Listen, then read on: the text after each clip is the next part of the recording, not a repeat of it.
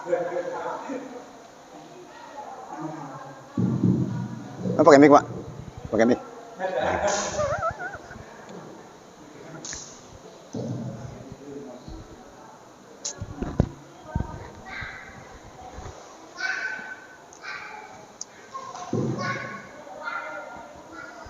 Assalamualaikum warahmatullahi wabarakatuh. Bismillahirrahmanirrahim. Alhamdulillahirabbil alamin. Wassalatu wassalamu ala asrafil anbiya'i wal mursalin sayyidina wa habibina wa syafi'ina wa maulana Muhammadin wa ala alihi wa ashabihi ajma'in, amma ba'du. Qala rabbi ishrah li sadri wa yassir amri wa hlul 'uqdatam min lisani yafqahu qawli. Ila hadratin nabil mustafa sayyidina Muhammadin sallallahu alaihi wasallam. Al-Fatihah. A'udzu billahi minasyaitonir rajim. Bismillahirrahmanirrahim.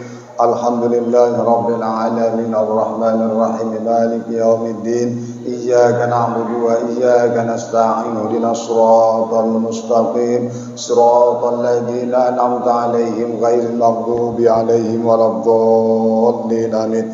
Sumila hadrati Asy-Syaikh Al-Imam Al-Alim Al-Fadil Abi Abdul Mutin Muhammad Nawawi Al-Jawi wa sumila hadrati Asy-Syaikh Al-Alim Al-Fadil Salim bin Sumar Hadrami lahum al-Fatihah. A'udzu billahi minasyaitonir rajim. Bismillahirrahmanirrahim. Alhamdulillahirabbil alamin arrahmanir rahim maliki yaumiddin.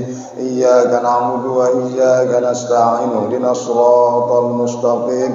Siratal ladzina an'amta 'alaihim ghairil maghdubi 'alaihim waladdallin. Amin. Astaghfirullahaladzim, astaghfirullahaladzim, astaghfirullahaladzim. Bismillahirrahmanirrahim. Alhamdulillahirabbil alamin. Allahumma shalli ala sayyidina Muhammad wa ala ali sayyidina Muhammad. Allahumma iftah lana khairal bab wa yassir alaina ya karim bi rahmatika arhamar rahimin. Allahumma yassir lana wa la tu'assir alaina. Allahumma zidna ilman nafi'an warzuqna fahman. Allahumma iftah lana bi futuhil arifin wa sallallahu ala sayyidina Muhammadin walhamdulillahi rabbil alamin. Yang saya hormati para hujaj, para asatid, wabil khusus kepada Ketua DKM Masjid Miftahul Sholihin Al-Mukarram Bapak Ustaz Kendi beserta jajaran, semoga senantiasa diberikan kekuatan, kesehatan Allah Subhanahu wa taala dalam mengurus rumah masjid kita ini. Dan yang saya hormati kepada saudara-saudara jemaah taklim juga, semoga kita mengharap dihujani curahan rahmat, taufik serta hidayah dari Allah Subhanahu wa taala. Yang pertama-tama marilah sama-sama kita panjatkan puja dan bersyukur kepada Allah Subhanahu wa taala yang telah menganugerahkan nikmat-nikmat kepada kita, terutama nikmat iman, nikmat Islam. Dengan nikmat-nikmat itu kesempatan malam hari kita bisa berkumpul di tempat yang sangat mulia dalam rangka menuntut ilmu. Teriring salatu dan salam semoga senantiasa Allah limpahkan kepada junjungan kita Nabi kita Muhammad sallallahu alaihi wasallam. Semoga tercurah kepada para keluarganya, para sahabatnya dan para pengikutnya. Dan mudah-mudahan kita termasuk mengikut yang setia menjalankan sunnah-sunnahnya sampai akhir hayat kita. Amin ya rabbal alamin. Baik, kepada saudara-saudara kita lanjut masih berkaitan tentang fasal asbabut tayammum. Bismillahirrahmanirrahim. Qala mu'allif rahimahullahu taala fi kitabih wa nafa'ana bihi wa bi ulumihi wa bi barakatihi fi dar. Amin ya rabbal alamin. Faslun fi bayanil ajazi min isti'malil ma'i asbabut tayammumi jawazuhu salasatun. Jadi masih menerangkan tentang fasal tayamum. Jadi sebab-sebab boleh tayamum ada 3. Ya masih yang pertama ahaduha faqdul ma'i, yaitu masih menerangkan yang pertama yaitu tidak ada air dan ada 4 macam bagi orang yang dalam perjalanan membolehkan tayamum. Kemarin saya jelaskan keadaan yang pertama sudah dilanjut. Keadaan yang kedua sekarang. Bismillahirrahmanirrahim. Al-halatul saniyatu ayat ayaqana wujal ma'i haulaihi. Yang kedua yang membolehkan bertayamum orang yang dalam perjalanan ayat ayaqana wujal ma'i haulaihi, yaitu meyakinkan si musafir ada air di sekitarnya. Wa hadzal lahu salasu maratib, dan kondisi yang tadi jelaskan bagi musafir terdapat 3 martabat, 3 tingkatan. Jadi begitu pentingnya bab tayamum oleh Syekh Nawawi, ketika tidak menjalankan syarat-syaratnya maka tayamum tidak sah, otomatis sholat juga tidak sah. Jadi kita tahunya kan tayamum ambil debu selesai gitu aja, padahal ada syarat-syaratnya. Ketika syarat yang terpenuhi, jangan harap sholatnya sah. Kita bicara bukan diterima ya, kita syarat-syarat hukum nih tentang bertayamum. Diterima itu firman Allah teman. Kemudian yang kedua itu keadaannya meyakinkan si musafir ada air di sekitarnya. Ini pun ada 3 tingkatan. Al-martabatul ula, tingkat yang pertama dari keadaan yang kedua, ayakunal mau ala masa fayantasirul ilaiha an-naziluna lil hatabi wal hasisi ra'i wajibu sa'yu ilal ma'i wal yajuzu tayamum. Tingkat yang pertama, bahwa ada air jauh, maksudnya ini airnya ada di jauh. Yang tempat jauh itu para musafir singgah tempat itu yang bertebaran lihat tabi untuk mencari kayu bakar, wal hasisi mencari rumput, warai kemudian apa itu gembala ya, yang menggembala kambing lah kira-kira. Fayajibu sa'yu ilal ma'i, maka wajib si musafir berjalan mencari air tersebut. Wala juju tayamum, dan kondisi itu tidak boleh dilakukan tayamum. Jadi kira-kira gini gambarannya. Keadaan yang kedua ini, tingkat yang pertamanya ialah airnya ada, cuma jauh jaraknya. Dan jauhnya itu si musafir, tempat yang jauh itu untuk mencari kayu, mencari rumput, mengembala, maka si musafir wajib berjalan menuju tempat tersebut, dan kondisi itu tidak dibolehkan bertayamum bagi musafir. Istihad jalan. Illa yajuzu tayamum, kecuali boleh tayamum.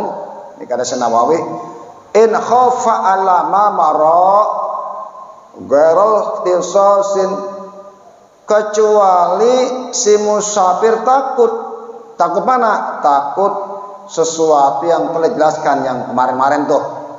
Artinya masih ingat nggak? Kalau misalnya baca rata, kemudian ada tempat penghijauan, banyak burung. Tapi kalau ke sono dia ngeri nih sesuatu, nyawanya, hartanya itu boleh tayamum. Makanya ada ilah, kecuali ilah ya juju. Boleh bertayamum, kondisi itu boleh.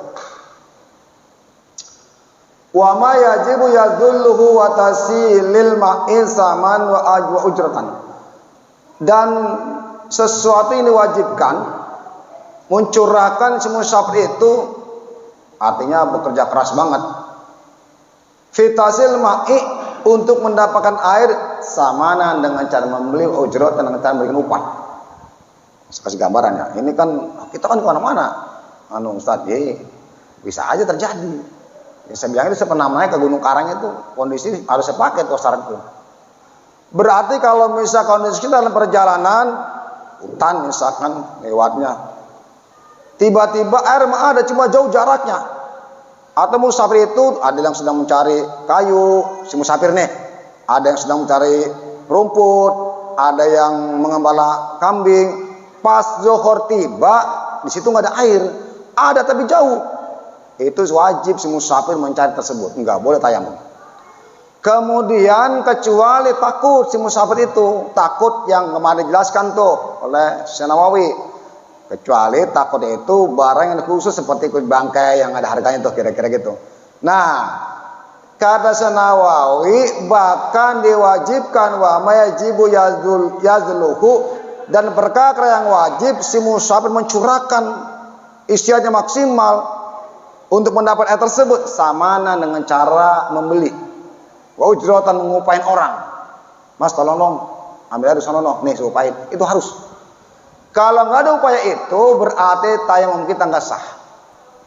Boleh tayamum sah dengan syarat orang itu takut sesuatu hilang.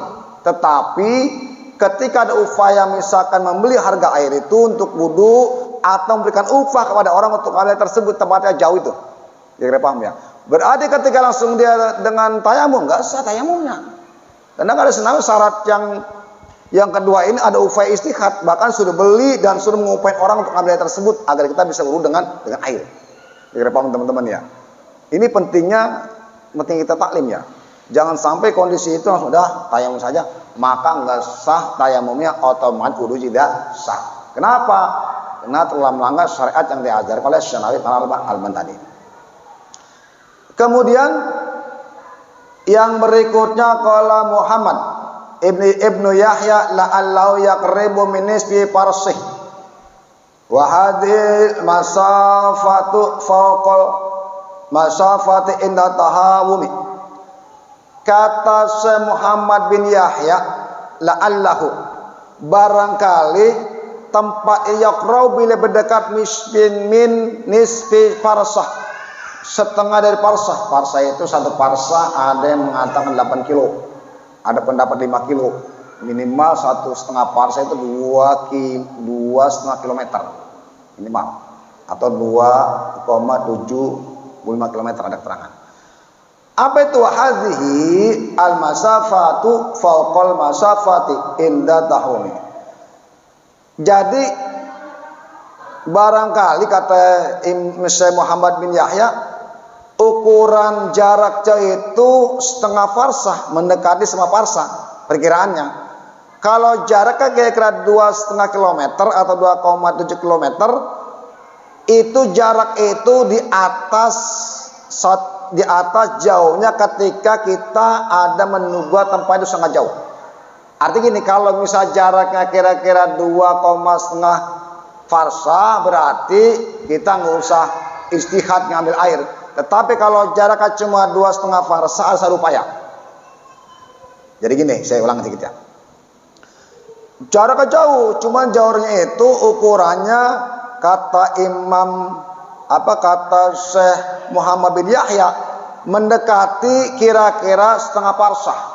Berarti kalau misalkan airnya di atas setengah farsah, udah nggak usah diambil, udah langsung tayamum saja lah kira-kira gitu. Tetapi kalau ukuran setengah farsahnya itu kelihatan air ini jaraknya 2,5 km, harus cari air itu. Minimal nggak nyanggup nih kita ngupain, nggak ngupain, beli tuh airnya buat untuk wudu. Ini bab tayamum ya. Jadi nggak langsung tiba-tiba tayamum, ada upaya dulu. Kalau misal pendapat Senawi yang disampaikan kitab Kasab ini jalankan, jangan harap sah tayamum kita. Jadi ada upaya istihad. Ini yang dijelaskan tentang orang-orang dalam perjalanan. Kemudian wal martabatu saniyatu ayakuna ba'idan. Martabat yang kedua, tingkat yang kedua dari keadaan yang kedua, ayakuna, tingkat yang ketiga, ayakuna ba'idan, keberadaan airnya itu jauh.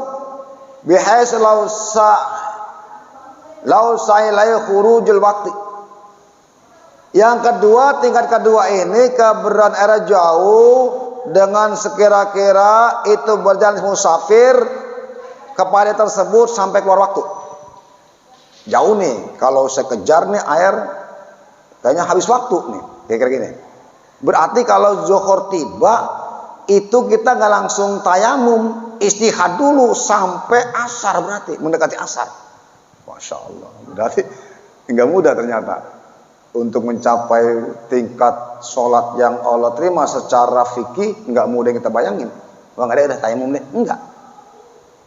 Sampai keterangannya martabat kedua, ayakuna ba'idan, bahwa air itu jauh, dengan seukuran kalau dia berjalan ke air itu maka waktu keluar, habis waktu sholat itu habis.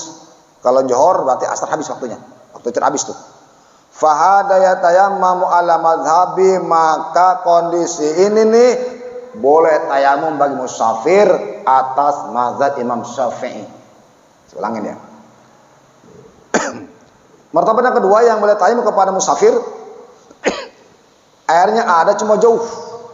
Jauhnya itu bihaisu sekira-kira lausa berjalan si musafir ilahi menuju air tersebut, kharajal waktu maka keluar waktu sampai habis waktu sholat yang dimaksud waktu itu yang tuh berada. Bahadza yatayammamu ala mazhabi, maka boleh kondisi itu bagi musafir bertayamum. Berarti harus istihad maksimal. Ada air mah, cuma kalau sekedar nih, baik lagi nyampe enggak kelar nih untuk sholat zuhur misalnya atau asar, udahlah tayamum boleh. Kenapa elatnya li'anau faqidul ma'i fil hali? Elatnya karena sesungguhnya kondisi seperti itu, bahwa si musafir orang yang tidak memiliki air pada kondisi tersebut. Air mah ada, cuman jauh. Kalau dia ambil tersebut kehabisan waktu, itu sama dengan orang yang dalam perjalanan tidak memiliki air. Kira-kira paham teman-teman nih? Boleh tayamum tuh, boleh. Kejar aja air tuh, kejar air, sampai sono habis waktu zuhur, nggak boleh. Tetap tidak dilarang hal itu, harus tayamum.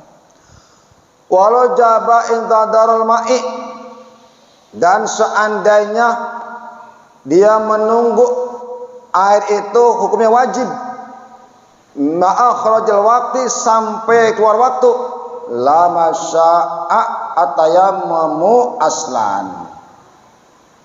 Sungguh tidaklah dibolehkan bertayamum sama sekali. Seandainya menunggu, maksudnya seandainya menunggu air itu sampai ada wajib hukumnya, misalkan wajib menunggu air tersebut, kata Syekh Nawawi ini dijelaskan, misalkan nih diwajibkan nih nunggu air tersebut sampai keluar waktu, dibolehkan wajib menunggu walaupun keluar waktu, sungguh tidak dibolehkan tayamum sama sekali. Jadi kesimpulannya bahwa yang pertama ini, ketika air ada cuma jaraknya jauh, kalau dikejar air itu habisan waktu maka boleh tayamum. Kira-kira gitu gambarannya biar gampang. Bihilafin malau kanal mahu, berbeda pendapat sesuatu jikalau keberadaan air bersamanya. Beda nih. Ini beda pendapat nih. Airnya ada bersama dia nih, ada. Wa khafatul waqti, cuman takut. Takut apa? Takut waktunya habis. Misalkan dia sholatnya asar misalkan nih. Air mah ada. Di sekitar dia ada nih. Cuma dia takut fawatul waqti, habis waktunya kalau dikejar tuh air tuh. Lau tawadu'a, sekalipun dia cuma untuk berwudu. Artinya gini, air mah ada, cuma jauh. Kalau dia kejar habis waktu, sekalipun hanya sekedar berwudu. Fa innahu la yajuzul lau tayammamu, maka baginya tidak boleh bertayamum al-mazhabi. Jadi beda pendapat Nabi hilafi malaukan al-ma'u mahu. Beda pendapat sesuatu seandainya airnya bersamanya, cuma takut kehabisan waktu, walau tawaddu'a, lalu dia berwudu. Seandainya berwudu maksudnya, fa'in la jujul la tayamum, maka tidak boleh baginya bertayamum atas Imam Syafi'i. Air ada dekat dia tapi nih hadapan berarti mau bersamanya. Waktu sudah mau habis, maka dia tidak boleh untuk bertayamum. Tetap harus dengan air. Walaupun waktu sampai mau habis. Beda lagi pendapatnya. Artinya beda pendapat, kalau jauh mah mutlak langsung tayamum, tetapi kalau di sekitar dia maka walaupun waktu sudah habis sekedar untuk wudu itu boleh-boleh saja. Diwajibkan diwajibkan berwudu. Li'anau laisa faqadnil ma'i fi hali. Karena sesungguhnya kondisi itu bukan orang yang tidak memiliki air. Beda ini mah. Pendapatnya lagi. Kalau tadi mau jarak jauh, kalau dikejar waktunya habis, maka dia tidak wajib berwudu atau mengajar tersebut langsung tayamum saja. Kalau di sekitar dia mah langsung berwudu, tidak boleh tayamum walaupun waktu mendekati habis. Kira-kira paham teman-teman. Wal martabu saniyatu. Sekarang martabat yang kedua dari keadaan yang ketiga. Ayakunal mau bain martabataini. Bi anta jida masafatu ala ma yantasiru ilaina ziluna wa taksuru an khurujil waqti wa fi dzalikal hilafun muntasirun. Kemudian tingkat yang ketiga, bahwasanya bahwa airnya itu antara dua martabat. Entah itu tingkat pertama, tingkat dua. Bi anta jida masafatu, dengan umpan bertambah jarak jauhnya, ala ma yantasiru ilaihi, dan tempat itu bertebaran orang-orang yang sedang mencari air, para musafir. Wa taksu ala fil waqti, dan keadaannya terbatas dari keluarnya waktu. Wa fi dalika, dan dalam hal itu hilaf mantasiru, banyak perbedaan tersebar. Wal mazhabu jawazu tayamumi, maka pendapat Imam Syafi'i boleh bertayamum. Lebih itu mah boleh tuh. Beda lagi tuh ya. Jadi kalau martabat kedua beda lagi. Misalkan gini, maksud air mah ada ya, melebihi masafah, melebihi jauh yang tadi disebutkan. Tempat itu tuh para musafir bertebaran, cuma terbatas dari waktu keluar, terbatas. Dalam hal itu mah tuh, kondisi itu mah tuh perbedaannya sudah banyak. Sedangkan Imam Syafi'i mah boleh bertayamum kondisi seperti itu. Jaraknya melebihi yang tadi sampaikan, setengah parsah, melebihi jauh jaraknya. Tempat itu sampai bertebar orang-orang yang mencari kayu bakar, mencari rumput, mengembala, jauh jaraknya. Wal madhabu jawazu tayammumi, maka Imam Syafi'i membolehkan bertayamum kondisi seperti itu. Jadi ini yang diomongin ceritanya musafir dalam perjalanan jauh, bukan kita yang di rumah. Li'ana faqlil ma'i fil hali, karena sesungguhnya kata Senawawi elatnya, orang itu termasuk tidak memiliki air kondisi tersebut, wa fil sa'i ziyadatu masafatin, dan ketika dia berjalan hanya menambah kesulitan saja. Kira-kira paham teman-teman ya. Jadi beda pendapatnya. Intinya bahwa untuk orang dalam perjalanan ketika kita mau bersuci untuk hadas kecil, maka tidak bisa langsung tayamum, ada syarat-syaratnya agar tayamum sah menurut hukum. Kira-kira paham ya. Jadi jangan harap sholat terima kalau sudah bab bersuci nggak sah, jangan harap. Walaupun sholatnya rapi, syarat hukumnya rapi, tapi bab bersucinya ini nggak disempurnakan, tidak sesuai dengan aturan fikih, jangan harap sholatnya sah. Lanjut. Wal halatul rabi'ah, sekarang keadaan yang keempat dari para musafir, yang terakhir nih. Ayakunal mau hadiron lakin taqu alai zuhfatul musafirin. Yang keempat bagi musafir, keadaan keempat yang boleh tayamum yaitu bahwasanya airnya ada di hadapannya. Musafir nih. Musafir itu mungkin bisa, bukan mungkin, menjadi pengembala, orang mencari rumput, orang mencari kayu bakar, jaraknya berarti lebih 2 marhalah. Kan musafir tergolong itu. Musafir itu perjalanan yang lebih 2 marhalah, kira-kira 85 km. Ada keterangan 90 km. Suatu marhalah itu berarti 45 km. Maksudnya bukan 45 km. Berarti kalau 2 marhalah 90 km. Musafir termasuk golongan itu. Pas perjalanan, kata Senawi dijelaskan, air ada di hadapannya, lakin taqwa alai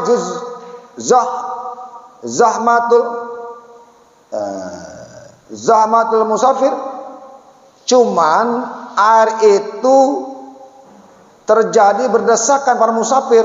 Maksudnya mengambil air berdesakan, air mah ada, nggak jauh dari dia nih. Bi ayakuna fi bi'rin, airnya itu di sumur adanya. Wala yumkinul wusul ilahi, dan tidak akan bisa berhasil, tidak mungkin berhasil untuk mengambil air tersebut illa bi alatin, kecuali dengan satu alat. Nih tingkat yang keempat ini musafir boleh bertayamum dengan keadaan keempat nih. Airnya ada, enggak jauh dari kita, orang musafir di sini air situ ada airnya. Cuman airnya itu orang berdesakan ngambilnya, berebutlah kira-kira itu. Orang ada mengembala, orang yang rumput, nyari kayu, berdesakan untuk ngambil itu, untuk berwudu atau untuk minum sebagainya, berdesakan tuh air. Si musafir itu mengambil nggak bisa, airnya cuma di sumur kerek-kerek atau sumur apalah. Walau mungkin usulilahi, dan si musafir tidak mungkin menghasilkan air tersebut illa bi alatin, kecuali dengan satu alat. Ya. Dengan satu alat. Laisa hunaka illa alatun wahidatun, dan di tempat itu tidak ada kecuali cuma satu alatnya. Bisa jadi tempat sumur penanganan sumur kerek nggak, bundar dah. Ya, dia sumur timba.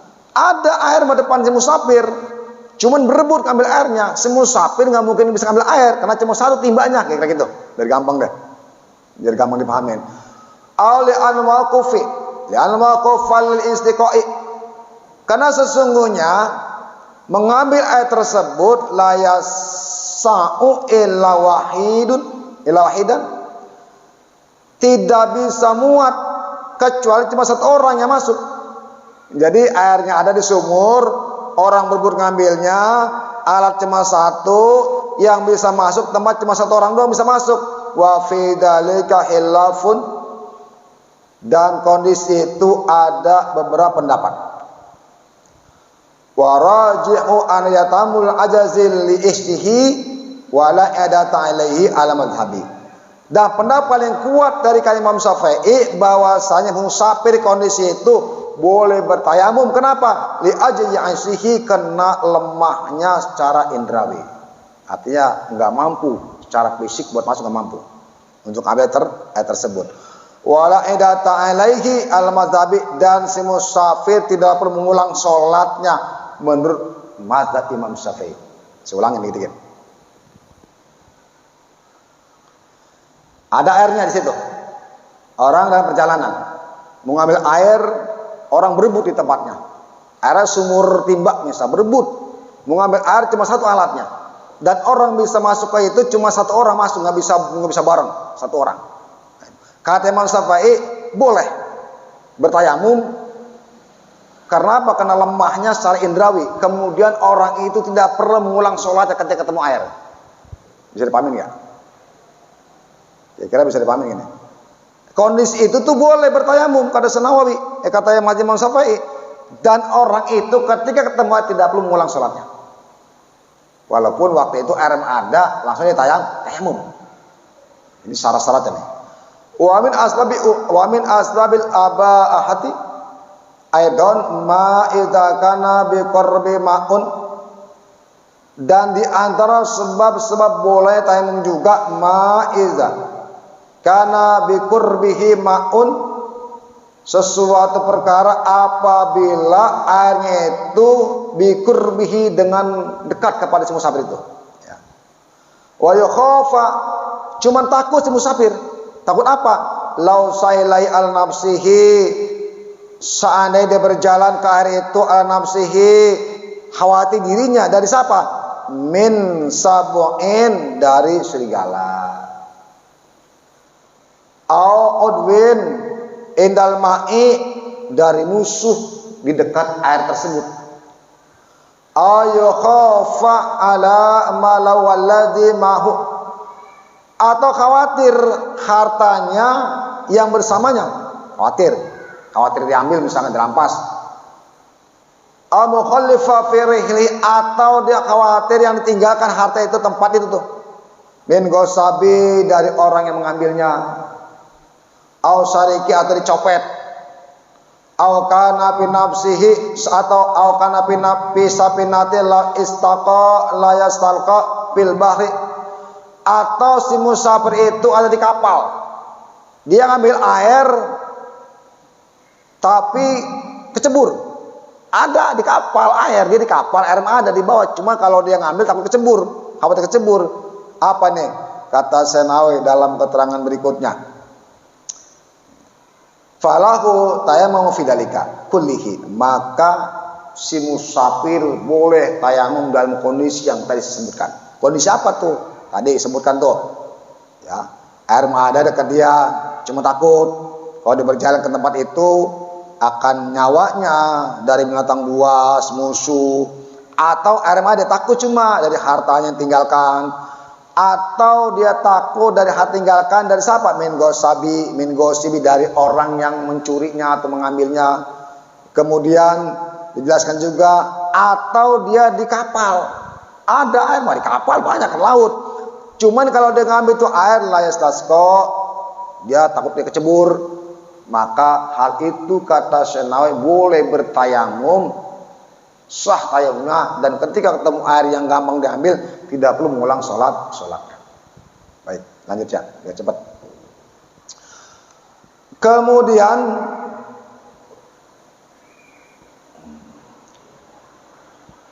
walau khaufain qata'a an rufatin in kana li darur, atau dia takut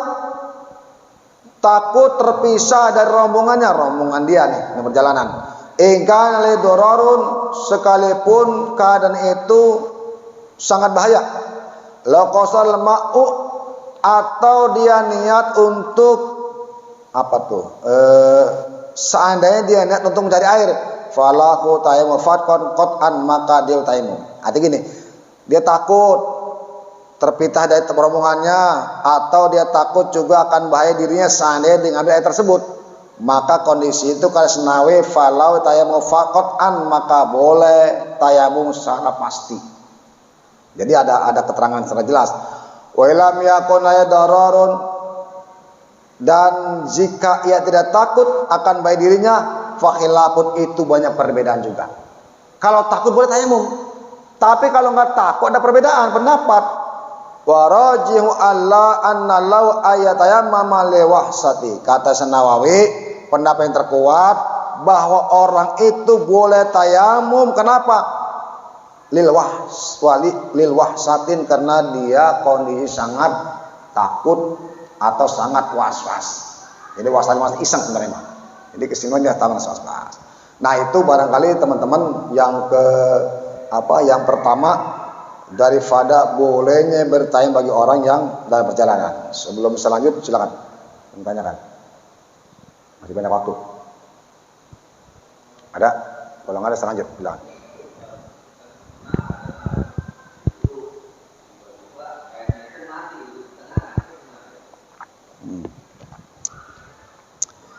Ceritanya mau wudu. Ya. Baik. Berarti kalau kondisi air belum sempurna bermusnah wudunya, makanya gini, biar gampang ya. Ini kondisi itu harus diperbaiki untuk ke depan. Wudu itu yang diwajibkan 1 kali. Kedua, ketika sunnah. Artinya tinggal ukur, kalau air misalkan nih kalau pakai wudu, misalkan aqua misalkan. Ini kalau pakai wudu nih kayaknya cukup cuma 1 kali dong usapan, maka 1 kali aja, nggak usah 3 kali, nggak usah ikut sunnah, nggak usah ikut. Tapi kalau misal wudunya pakai mesin langsung mati, lain lagi tuh mah.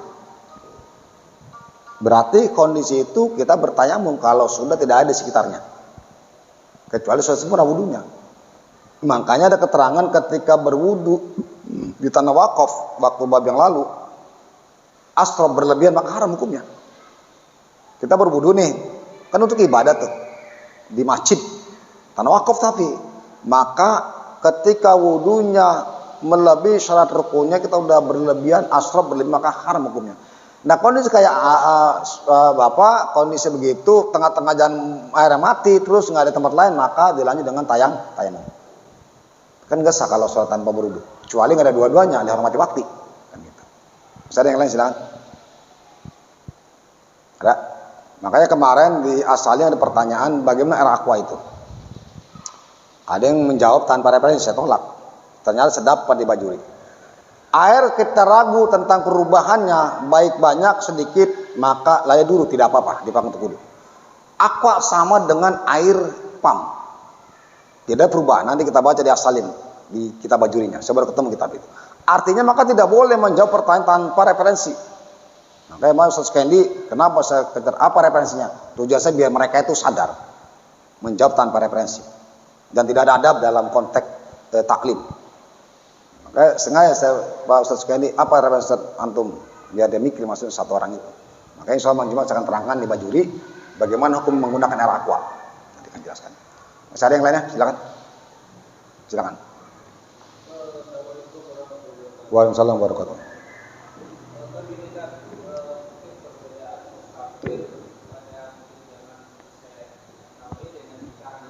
Baik. Biasanya sih kalau kita dalam kendaraan itu dalam rangka mencari air itu biasanya pakai Google dalam saya seperti terdekat. Iya, iya. Nah itu ya. Nah kalau nanti upaya-upaya itu sudah ketemu habis waktu, nanti saya mundur. Ya, baik. Kenapa sih yang dijelaskan oleh Senawi pas musafir bukan orang yang hadir di sini? Kenapa?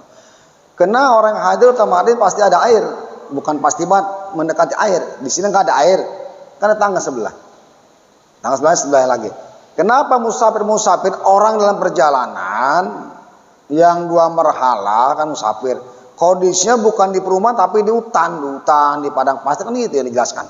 Makanya tidak jelaskan orang yang di sini yang mukim. Orang mukim waktu apa di sini nggak ada, pasti tangga ada deh.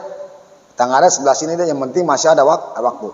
Dan tayamum sah itu ketika sudah masuk waktu, bukan sebelum masuk waktu. Time itu dilaksanakan setelah masuk waktu. Zuhur Johor maka segera berwudu, nggak ada baru ikhtiar mencari air, mencari air, nggak ada baru bertayamum.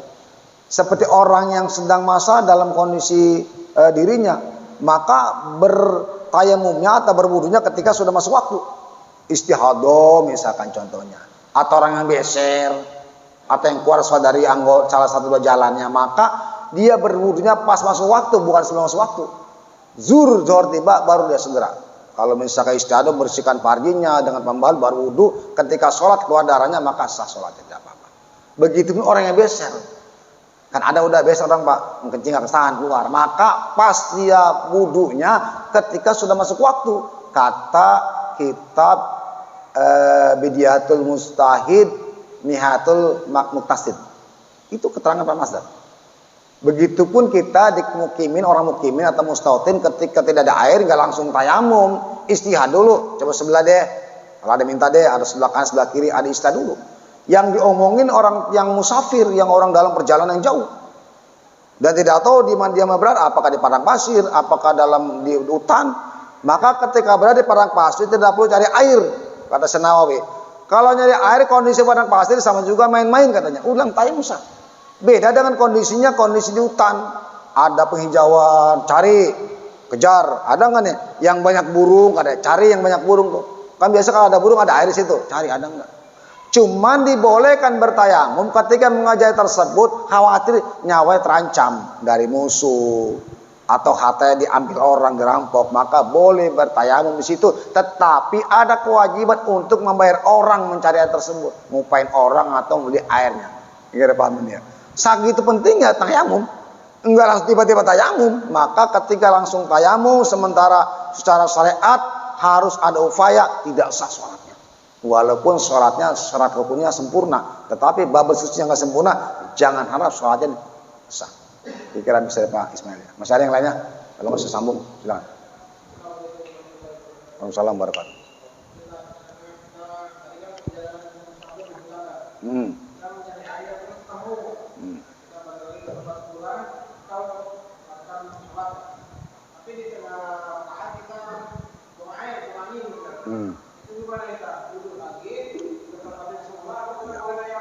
Baik.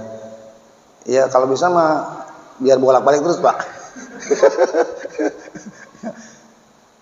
Yang penting keterangan depan kita pakai referensinya waktu masih ada, kecuali pas bolak-balik waktunya habis. Kecuali pas bolak-balik waktunya habis, misalkan ke sono, baik lagi misalkan. Terus tiba-tiba atau begini tidak ada masalah, sampai sono berwudu terus sholat di situ, kenapa enggak? Enggak mesti balik kemari kecuali Jumat yang dimaksud. Kalau misalkan sholat 5 waktu bukan Jumat, maka udah langsung sholat di situ. Yang penting ada tempat itu sesuai dengan syaratnya. 3 syaratnya, bersih tempatnya, pakaian dan badan. Susah sholat. Dan tempat itu bersih. Bahkan ketika misalkan sholat suatu tempat banyak kotoran, najis, tai kambing kah, tai burung kah, kering semua, cuma kita usap aja. Dan tangan kita kering, maka tidak ada najis tangan kita. Kan gitu keterangan sebelum saya jelaskan dalam kitab Pasipa. Tempatnya bersih, nggak mesti harus. Yang penting kita kering, dia kering. Ya boleh. Jadi kesimpulan penting masalah waktu. Yang kagak boleh itu mengejar air sementara waktunya habis, maka boleh bertayamum, itu maksudnya. Biar gampang. Jadi simpelnya, selagi masa ada waktu, ada istihad untuk nyari air, tetapi ketika air kita ambil akan membahayakan diri kita, maka tidak boleh ngambil air langsung tayamum saja seperti kita di kafal. Air mah banyak. Cuman kalau istisqa kita ambil nih, nyemplung kita nih, maka nggak usah, udah tayamum saja. Debu kita disiapin debu di kapal tuh, kan pasti ada debu di kapal juga tuh. Kira paham? Contoh ini mah. Atau air ada di sekitarnya, cuman berdesakan orang ngambilnya, karena air cuma di sumur, cuma satu alatnya, masuk ke tempat itu cuma 1 orang, nggak bisa 2 orang, itu boleh tayamum tuh, kondisi itu tuh. Dan ketika selesai sholat ada air, maka nggak perlu mengulang sholatnya, kayak kira gitu. Ada nggak perlu ulang sholatnya, sah sholatnya tuh. Kira pahamin teman-teman ya. Baik, ada tanya kalau saya sambung nih, silakan. Ya nggak apa-apa.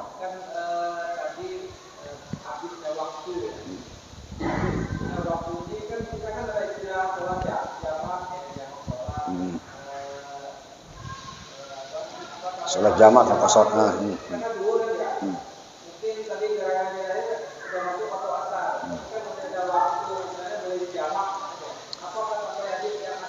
Baik, sholat jamaah, sholat qasar, sholat jamaah qasar ada syarat-syaratnya, Pak Ismail.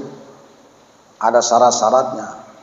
Ya, ada syarat-syaratnya untuk bisa melakukan sholat jamaah, sholat qasar, sholat jamaah qasar. Jamaah itu digabung zuhur dengan asar sama-sama 4 rakaat.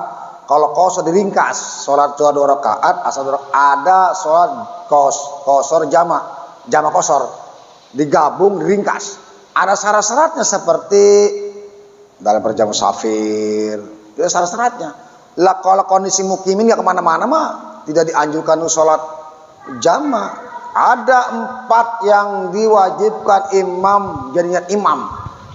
Nanti saya jelaskan. Di antara sholat Jum'ah, sholat Najar, sholat jamaah di antaranya. Berarti kondisi Pak Ismail kalau ngajar air masalah waktu kejar air itu.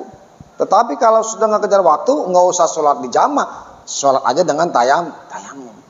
Air nggak ada Ustaz, debu nggak ada, dihormati waktu selesai.